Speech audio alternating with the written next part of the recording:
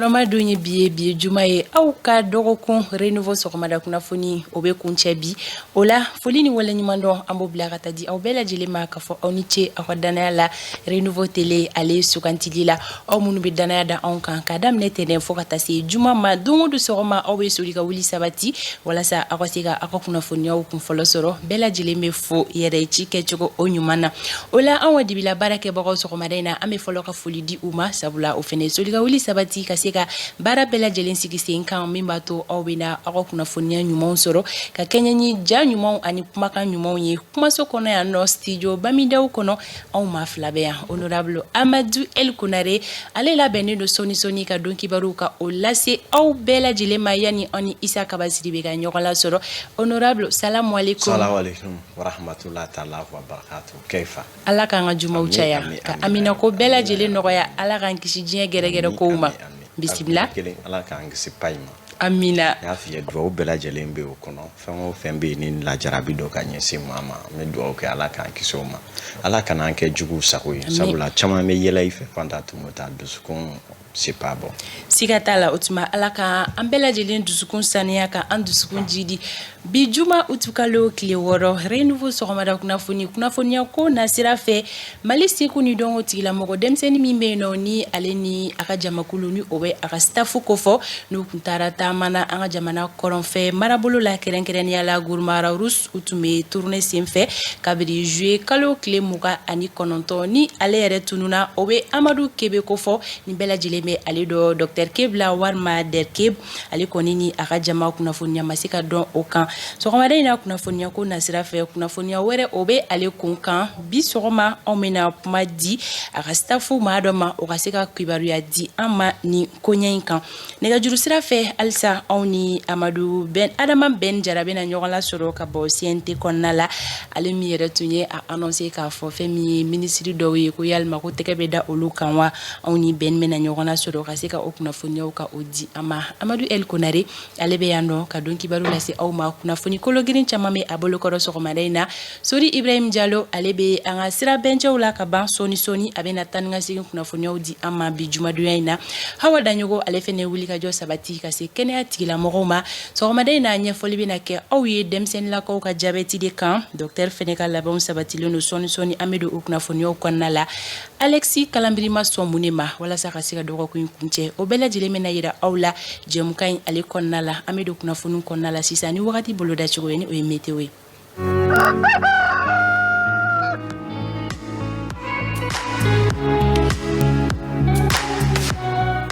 wakati ale boloda chogo fleni anga marabolo konna la fem koni no roy obina da kabala mali marabolo kilingilina bela jilin kono samia fefiyo obina chi anga marabolo bela jilin konna la fiya menu o fangatena na bunya ko sobe gongomblo obina ke tawdin ka ofeno mimena ke sebabuye oluka yoro jan fleli gelewe abena do ula nga mali fanto fe gele fushi kontena na do yilila ula marabolo mun mesi ku sigini sanko ye biso ko madaina o ye kidal gawo ani menaka ula klela fana to dunin fe walma shufe sanko bolo daleno mali marabolo kelingelina bela jilin konna la foni tawdini bo ala ola kliga ina temperature bolo da chugo olu fle femi kai kauye olu ka finteni hakeya obijo digire bisaba ani flala kulikoro olu tabake digire bisaba e femi sika sukawe olu tabijo digire muka ani shekina siku ka ofeno kliga ina olu ka finteni hakeya obijo digire bisaba ani kelena mopti olu tabake bisaba ani naninye femi tomboktuye olu tabake bisaba ani woroye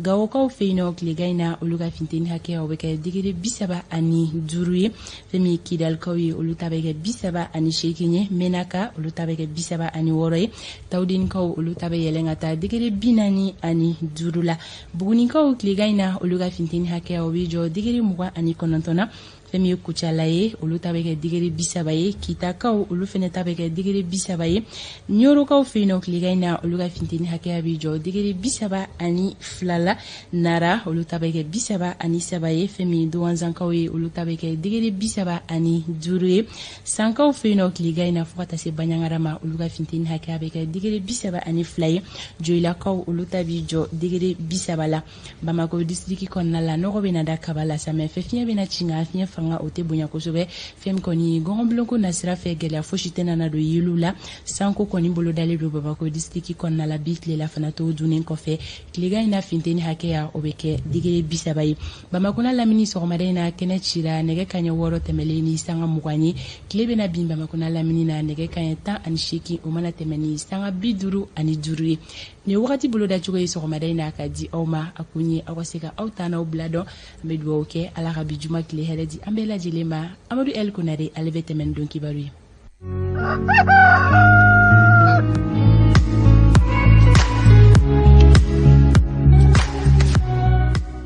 bi ye juma ye dɔgɔkun renouveau matin o bɛ kuncɛ bi Amadu o la an bɛ sira di ma i ka tɛmɛ ni don kibaru ye kibaruya minnu bɛ an ka jamana kun kan tabarikala Fanta Tumuta an b'i fo fɔlɔ i yɛrɛ ka cɛsiriw la n y'a f'i ɲɛna hali ni y'a sɔrɔ sigi bi gɛlɛya an ni ɲɔgɔn cɛ kosɛbɛ i fana ni soli ka wuli sabula muso caman bɛ yen ka olu bila diɲɛ don o don nin waati na k'olu ka na nin baara in kɛ nɛn dumani bɛ caman kun ka i ta fɔ a ko rɔ nka n'i y'a bila o bolo kɔrɔ a bɛ gɛlɛya kosɛbɛ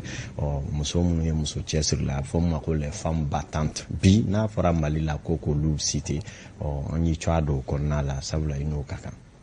o kuma an ka di bi kuma ala kana kɛlɛ bɔ bi ta in na amina yarabi sira bi bolo bi sɔgɔmada in na aw minnu bɛ k'an filɛ Mali kɔnɔ Mali kɔ kan farafinna gun ka nansarala ka se Chinois jamana ma o ma bɛ k'i bɛ renouveau sɔrɔ ladiriya kɔnɔna la aw ni sɔgɔma ma kalifa i la bɛɛ ni jɔyɔrɔ don faso jɔ la bi kibaruyaw la bakurubaw bɛna tali kɛ Abdul Niang ale kasarala fɔlɔ Burama Ture kununi ko la a ma sɔrɔla k'a fɔ Général Musa Jawara ale minɛli min kɛra maa minnu y'a kanubaw ye olu kɔni b'a la ka lapasali ka caman fɔ bɔlɔlɔw ani jasiraw fɛ min ye Abdul ka kuma dɔw senfɛ ouverture média la min ye communicateur procureur kɔni ye sɛbɛ bila a ma kɔni y'a datugu kunungo fɔlɔ kaso bonba la yani ko tɔw olu ka ɲɛ sɔrɔ an bɛna kuma o kan sɔgɔmada in na don kibaru kɛnɛ kɔnɔna la o kaso bongo nasaratigɛ la kunungo an y'a fɔ Kati maire ka premier adjoint Boubacar Traoré Buba ni ale yɛrɛ tun kɛra nɔnɔ bila maire ale fana minɛna kunna sini a ma sɔrɔla k'a fɔ ka bi mandat tɛmɛnen ko ɲɛw la i k'a dɔn dugukolo an ka sɛgɛsɛgɛli la ka kunu an tun y'a jira k'a fɔ terrain papier 60 bɔɲanko ka sɛgɛsɛgɛli wɛrɛw y'a jira an na k'a fɔ terrain papier 78 bɔɲanko olu bɛɛ lajɛlen ye du terrainw ye minnu kɔni bɛ a tɔgɔ la minnu bɛɛ lajɛlen ma ta jamana ka sariya kɔnɔ peretu caman bɛ a ko la jamana nafolo kumaniɲani ma an bɛna kuma o kan bi sɔgɔmada in na don kibaru ale kɛnɛ kanna na kibaruya kunfɔlɔ minnu sɔrɔla Boubacar ni minɛli ko kan olu bɛ tali kɛ dugukolo ye a bɛna nin lamɛnniw kɛ bi sɔgɔmada in na sisan dani na n'o bɔra yen fana an bɛ taa lakɔli karamɔgɔw olu fana ka gun kanna na min ye paraw minnu bɛ lakɔli karamɔgɔw fana ka baara bila ko la yanfolakaw fɛ lakɔli karamɔgɔ dɔw tun minɛna kunungo maa wɔɔrɔ bɔɲanko directeur dɔw yɛrɛ tun bɛ min na min bɛ jamana ka sariya sɛbɛkɔrɔ sɔsɔ lakɔli karamɔgɔ ni gouvernement bɛ kuma mun na o ko n'a ko yɛrɛ b'o la ko sigikafɔ min bɛ yen k'o banna pewu. Ta gɛlɛya sɔgɔmada joona 8h 7h comme ça an tɔɲɔgɔn minnu bɛ yan fɔ olu tun bɛ réunion na école kɔnɔ gendarme sabda tabarikala an bɛna min ye lakɔli karamɔgɔw ka lafasa jɛkulu ma ɲɛma fana lamɛn o ko siratigɛw la ninnu ye an coko k'a ye bi sɔgɔmada in na renouveau ma na kibaruya de bɛna a jɛlen a sɛgɛsɛgɛlen Mali kun a kun radio hakɛ mun sɔgɔlen don an na diɲɛ bunankun kan an b'a fɔ aw bɛɛ lajɛlen ye ko aw ni ce a ye aw bisimila bɛɛ ni kanubaa don nin ye anw fana sigi waati seli ye. Mali ka kunnafoni dila min bɛ ne a tɔgɔ kun ye Birama Ture i k'a dɔn k'a fɔ kunnafoni dila tun don Sifɛngsi la yani a ka an y'a yira u la k'a fɔ Birama Ture kunnafoni dila tun don Sifɛngsi la yani a ka yen bila ka taa kunnafoni di sira wɛrɛw la bɛnna n'a ɲɛma tununi kɔni ye san 50 a n'a kunkanfɛ Birama a si tun bɛ taa o la kɔni ma se ka lakodɔn Birama bɛ min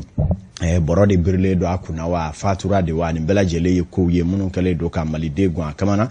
kama jamanadenw ye fa bɛɛ lajɛlen kɛ mankan ye ka kiri sɛbɛkɔrɔ tɛngɛlɛmɛ ka jamana faamaw tɛngɛlɛmɛ k'u ka fɛɛrɛ kɛ Burama bɛ se ka ye cogoya min na baaraw la kuma caman fɔra tile filanin na kiri kɔni wulila u ye wele bila i k'a dɔn k'a fɔ honorable Karimu Keita cua manana kosɛbɛ o nasiratigɛ la min ye Général Musa Jawara ale min tun ye SCA maa ɲɛma kɔrɔ ye u ye ale minɛ a ko nasiratigɛ la nka ka bɔ ale minɛna tile fila in na page caman bɛ bɔlɔlɔ sanfɛ minnu kɔni bi général la pasa kosɛbɛ an bɛ article janbaw n'o ye sɛbɛnniw ye k'a tanu ka Mali yɛrɛ kɛngɛlɛma dɔw la ka kɛ i n'a fɔ général Jawara bɛ ka kɛ maa ye maa min bɛ yen ni jamanadenw b'a la ka fitiriwaleya ta min ye général Musa Jawara la pasali jɔn ma ko kokɔrɔ hale bɛ o ɲininkali bɛ maa caman nɛnkun kan nka min ye Abdul Nyang ye ni ale ye kunnafonidila ye Emergence FM ani M7 TV la ale kɔni ye barodalasigi kuma lase dɔw kɛ min ye ouverture média ale sanfɛ min kɔni na kuma caman fɔra a ko kan na kiiri tigilamaw y'u tulo kɛlɛma cɛw fɛ o kɔni kumaw banna u ye wele bila Abdul Nyang ma o yɔrɔnin bɛɛ lajɛlen na convocation jaabile ka sɔrɔ ka mandat da kan ni ka taa bila Bamako ka so bomba la a bɛ tali kɛ kuma minnu jarala an na kiiri tigilamaw fɛ o ye k'a fɔ ko complicité min bɛ ni o ye ka dɛmɛ don tiɲɛnikɛlaw ye complicité de malfaiteurs maa minnu bɛ ni siga kɛlen don k'olu ye tiɲɛnikɛlaw ye k'a bɛ ka dɛmɛ don walima olu jɛɲɔgɔn sɔrɔkɛla don ninnu kɔni ye kiiri ka sɛbɛnw ye minnu bɔlen don Abdul Nyang ale juguya la nin waati na a ko ma tigɛ da min na sɛgɛsɛgɛliw bɛ sen na nka maliden caman y'u ka dusuma kasa jira a ma sɔrɔla k'a fɔ bɛɛ lajɛlen ko kiiri ka wuli ka baara kɛ maa minnu bɛ yen ni olu ye Birama Latunu ni maaw ye olu ka minɛ kuma o sɛgɛsɛgɛli minɛliw daminɛlen ko ni fɔra maa dɔw fana minɛna o la ko dɔw fana wulila ka burujali daminɛ ko a ka gɛlɛn k'a ko bɛ ɲini ka kɛ an b'an komi an b'an jami a ko ma tigɛ da min na kiiri ko kɔni ye ko ye min ni a kɔni ko maa fɛma ka bon kosɛbɛ maa kan k'i janto min na ni waati nataw la n'an ye min sɔrɔ a kan an m'o di aw ma nka yan'o cɛ an baarakɛɲɔgɔn Abdul Nyang cɛ ma kɛ min ye o na bange bɛɛ lajɛlen ka o dɔn an bɛ to kiiriko nasaratigɛ la kati mairie tun bɛ maaw da waati jan a ma sɔrɔla k'a fɔ nafolo dunni ani an kɔni bɛ mairie la min ka di an ye an b'a kɛ se b'an ye dali b'an ye tampon b'an bolo o kɔni baaraw kɔni jateminɛna kosɛbɛ kati mairie la maa caman y'i da don a la waati tɛmɛnenw na an yɛrɛ ka kibaruya di siraw fɛ an da sera a ma k'a fɔ ni ɲɛ kɛnɛ ma bɔ kati mairie la kow ɲaamilen don kosɛbɛ nka min ye a ko mata ni bɛrɛ ye kosɛbɛ kiiri tigilamaw n'o ye pôle économique sɛgɛsɛgɛlikɛlaw kɔni ye Zolinda Kati kan min kɛra sababu ye ka se ka maire principal ani a ka kɛrɛfɛmaa dɔw minɛ ka taa datugu kɔni ko tɔw yuguyuguli kɛra sababu ye min ye maire ka premier adjoint n'o ye Boubacar Traoré n'u k'a ma Buba hakilina jiginna parti Asima ale ka secrétaire général don Kati mara bɛɛ lajɛlen to a la ale kɔni fana nɔnɔ bɔra ka taa ye k'a fɔ dutere dɔw kɔni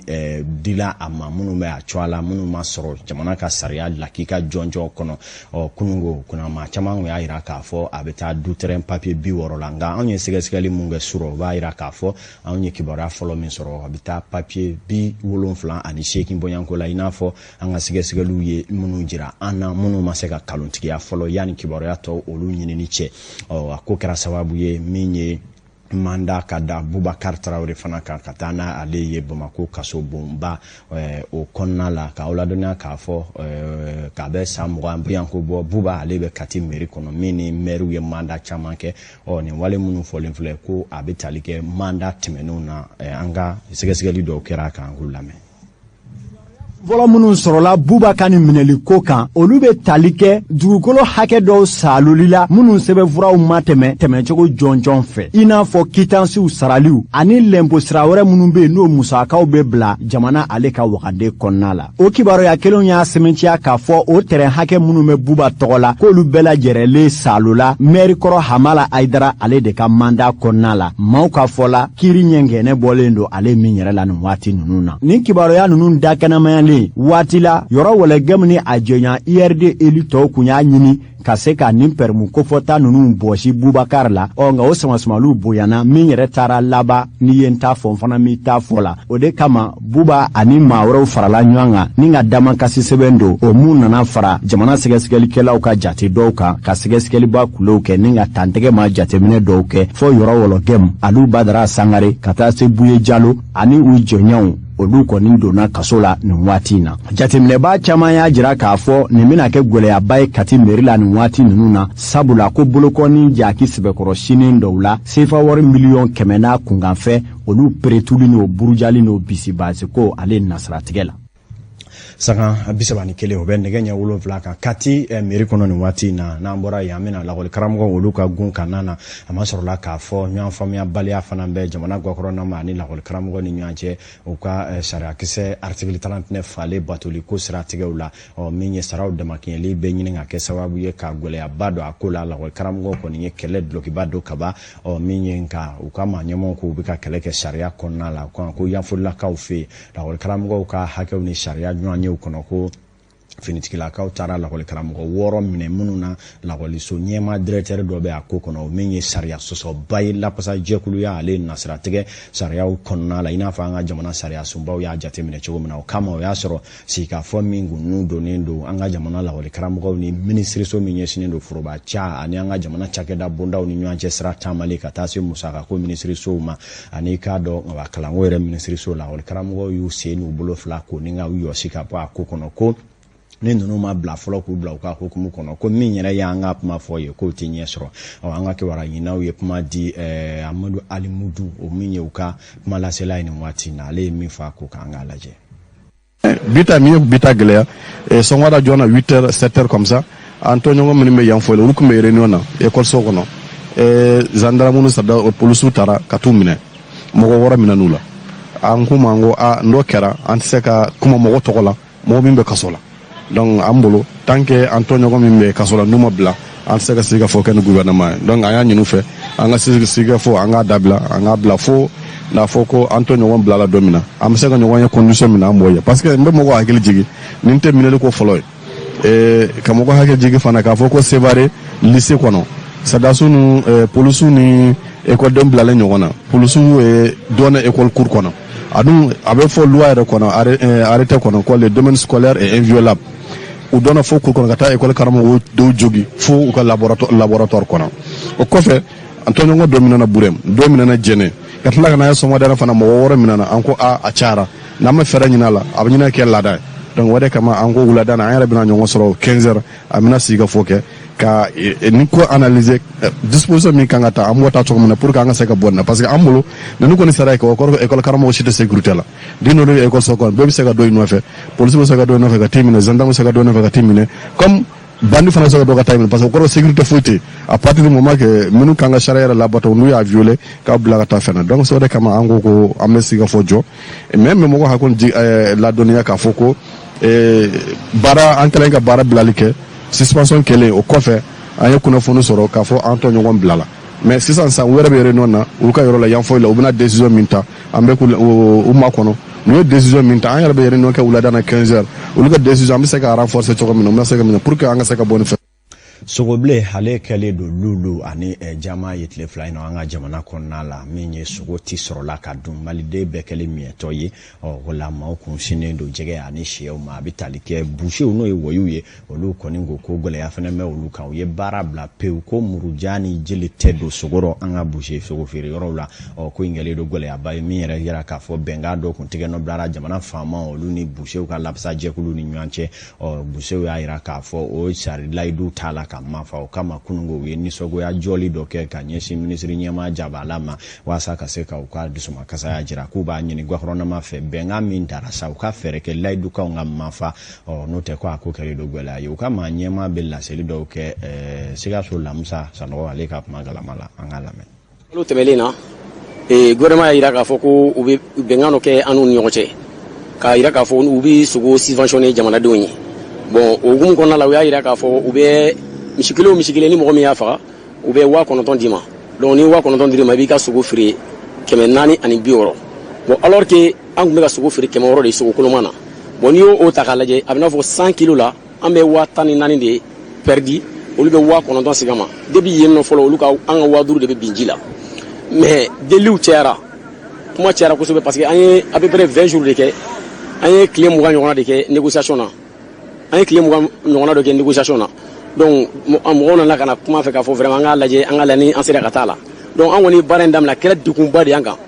et puis am ka perdi mi yere fa kasi fe en même temps wa konoto be ni gouvernement kan go sigama wa konoto an desera ka an bulu daw kan depuis barendam na 600 en fleurom na 600 boucho be mo no min dona e ko en konna la situation konna la a bela jelen ga irisi duru de ba bela jelen bulu mi masala o de se duru n'i y'a fara ɲɔgɔn kan mɔgɔ b'a la minnu ta ye miliyɔn 3 ye dɔw ta ye miliyɔn 5 ye dɔw ta ye miliyɔn 4 dɔw ta ye 500 dɔɔni komi hadamadenw fanga tɛ kelen wari min kɔni bɛ yen a ka ca fo k'a dɔn ka fɔ a ka ca vraiment a kɛra sababu ye fo ka gɛlɛya caman de lase an ma et puis hali mɔgɔ minnu bɛ yen nɔ an ka mɔgɔ caman bɛ yen nɔ minnu bɛ bagan ɲini garabali kɔnɔ yen nɔ n'u bɛ bagan minɛ k'a feere ka wari lasegin donc a kɛra sababu ye ala dɔw tali ka gɛlɛn garabali la bi donc vraiment degun yɛrɛ de b'an kan an kɔni bɛ se ka min fɔ u k'a kɛ ala yɛrɛ kama se kɔni t'an ye dabali t'an ye an ma dama kasi de ka taa ala tala yɔrɔ la kɔsɛbɛ an bɛ min dɔn o espèce de c'est à dire an bɛ wari de minɛ ka taa an ka bagan san pour que ka se ka baara kɛ k'a fɔ ko ka baara jɔ ni lahala na an kanu ko tɛ vraiment an kɔni b'a ɲini population bɛɛ lajɛlen fɛ bɛɛ lajɛlen k'a faamu et puis u ka fara an kan u ka dɔn k'a fɔ anw tɔɔrɔla de n'o tɛ baara jɔli walahi o tɛ anw ma anw yɛrɛ ma hɛrɛ tɛ parce que denbayaw de b'an kɔ an bɛ denbaya de b'an kɔ an bɛ mɔgɔ minnu labalo n'an ye baara jɔ yala olu bɛ balo cogo di population ka faamu o faamu cogo la u ka fara anw yɛrɛ kan pour que an ka wari min bɛ se ka lasɔrɔ ni wari minnu lasɔrɔ la u ka dɔn k'a fɔ vraiment ka sogo tigɛ population na o t'an fɛ koyi mais degun de y'a las'an ma an b'a kɛ cogo di ni dɛsɛ nana jagoya hadamaden i bɛ don dɛsɛ bolo kan an b'o bolo de ma bi a ko filɛ nin ye sanga bi 37 o dafara min ye an ka jamana minisiri ɲɛma Choguel Kokala Mayiga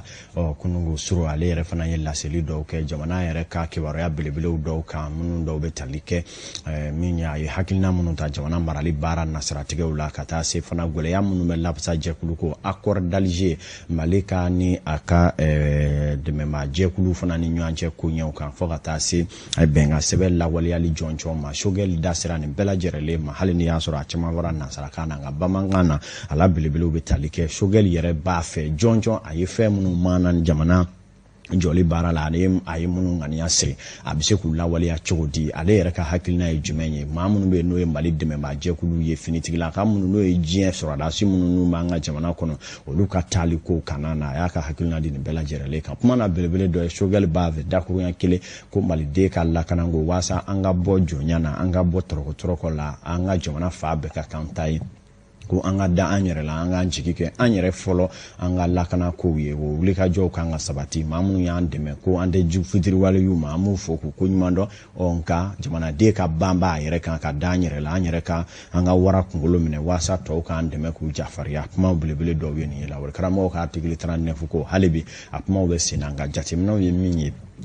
Choguel kɔni t'a la ka se ka kuma jɔnjɔn fɔ lakɔli karamɔgɔ ka article 39 ko la maa bɛ se k'a fɔ a ko bɛ nin cogo in na o tuma ɲɔgɔn faamuyabaliya ba bɛ a kan lakɔli karamɔgɔw bɛ min nɔfɛ o ye article 39 fɔra ko a bɛ bato hakɛ min farala u sara kan o bɛna to a nɔ na wa o bɛna tigɛ kuma samali de bɛ nin nɔfɛ ni Choguel kumana ale b'a fɔ article 39 tɛna abroger nka ni saraw damakɛli uniformisation ni numérisation min kuma fɔra a jatew la lakɔli karamɔgɔw fɛ u ka sara de bɛ jigin duguma taa ɲɛ ti sabati a la ko kuma ma se ti kɔ segin ɲinini bɛɛ lajɛlen y'a ko gwɛlɛya ye a ma tɛmɛ min na an ka kibaruya di maaw ma ladiriya kɔnɔna la Fanta Tumota nin diɲɛ